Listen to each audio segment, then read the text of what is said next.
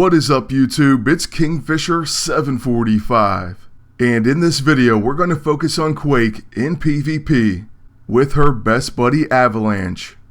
It's a team of natural disasters, and by the way I also want to thank Mark for this graphic. It really is a great help. Now as far as the fights, we're going to jump right into the action, and we're already being hit by Quicksilver. The enemy team unfortunately always seems to go after Avalanche, and he may be a weak link. Not weak in that he's a bad character, but he always seems to get taken down first. Daisy on the other hand, she doesn't go down as easy. In fact, I've seen her dodge a ton of attacks, and all in a row. Now she does have the passive Displacement Wave, which says chance to evade ranged attacks, and you will certainly see this proc from time to time. But other than that, she just seems to be a tougher hero, and I'm sure that opening shield effect comes in handy as well. She gets that from the protective EISO, which can be equipped to a tactician.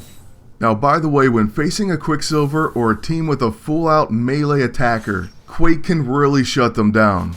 We could have very easily done that early, but instead we went for the long shot and tried to take out their agent. Our Avalanche was dropped, and honestly I'm not surprised. After doing many PvP battles, that seemed to be a running theme. But at this point with our agent, we're going to try to take down the enemy with the Amplified Rifle, and we got it. The Amplified Rifle, by the way, has a preemptive chance, and it's a gun-ranged sonic attack. So it's going to cause Quake to have a chance to gain Rising Up. And by the way, this time after Quicksilver attacks, we're going to use our Megathrust Earthquake, and that place is immobilized. So he's now unable to use melee abilities. He'll still counter and be his somewhat annoying self, but as soon as he gets his turn, you'll see what happens. Oh, and did we mention that Aftershock is one of our favorite new debuffs? And she will also place that on the enemies with her Megathrust Earthquake. What Aftershock does is deals ground damage to the affected character's team before the next action. So it's going to damage the entire enemy team, and it will do that for each character before their next action. That damage can add up. And oh, also you saw Quicksilver had to waste his additional turn, but now on his normal 2 turns, he has to recharge as well.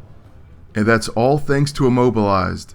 Basically, if you haven't already decided, Quake is a very viable character in PvP. The only problem I had besides Avalanche being knocked out was when I was deciding on which weapons or items to use on my agent. At first I went a little overboard on Sonic type. Sure, it helps her with Rising Up, and her level 9 has Finest Hour, but there are other, more efficient ways to go about it. And I think I would be better off if my agent was more of a support character. So that's something that I learned after doing quite a few matches with Quake and Avalanche. To be perfectly honest though, I think she would be great with someone like Heimdall or Iron Fist. They could give her Rising Up buff straight up. No Sonic type needed. But for those of you who caught the podcast, like I said on there, we'll check out those team ups in an All Hail the King episode. It may be a little while because we do have something special planned for this week. Trust me, you won't want to miss it. But I'm not going to give anything away just yet. Make sure you tune in tomorrow to find out. But with our first match down, you see this team can handle a Star-Lord and Quicksilver team. But how about an Age of Ultron team up? Thor of course is the scariest, and I do admit it is a good thing that he's going last. So that's going to be quite beneficial. And finally Avalanche gets the first turn. However, due to Mighty Shroud we can't use Epicenter, so that does weaken his usefulness, at least for now.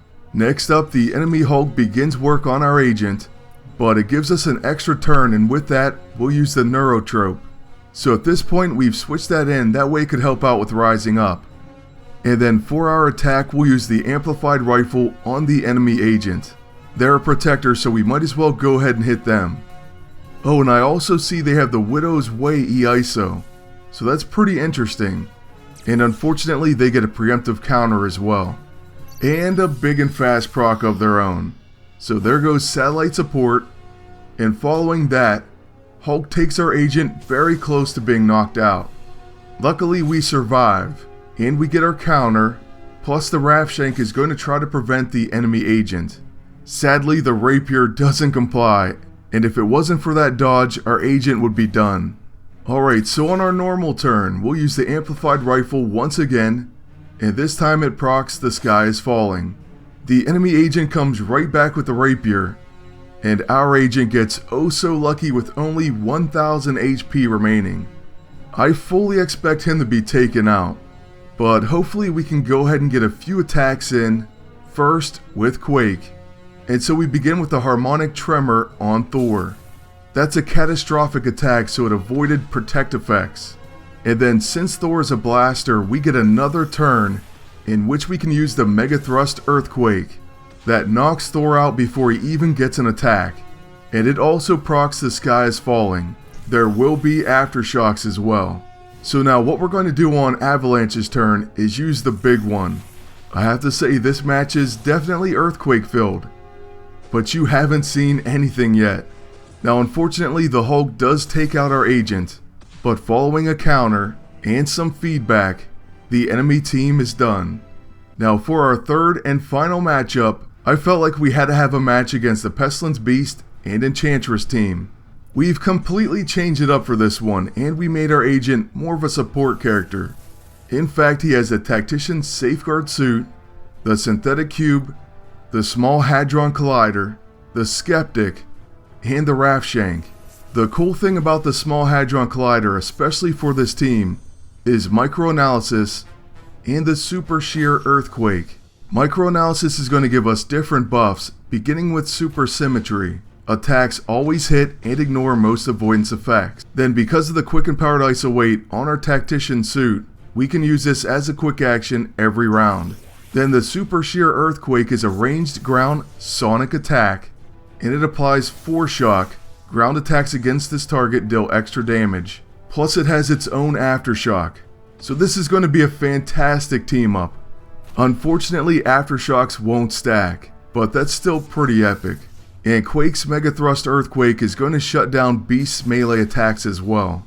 The other great thing about this team and all these Earthquake abilities is the fact that we won't have to worry about Disoriented.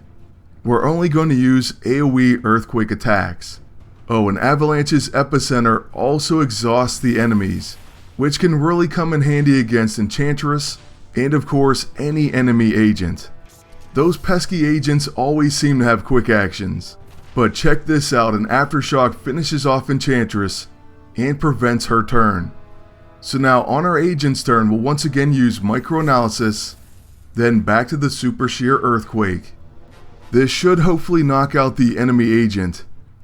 Or well, I guess it's going to come close. And then an Aftershock definitely will. Plus we do get The Sky is Falling, so that helps out as well. Before Beast's turn, the Aftershock does exactly what we thought, and because of Immobilized, he has to recharge on his turn. So it looks like Quake is going to finish off this match and her video. So I want to thank you all for watching and ask you to please like, comment, and subscribe. Make sure you tune in tomorrow. And until next time, good luck and take care.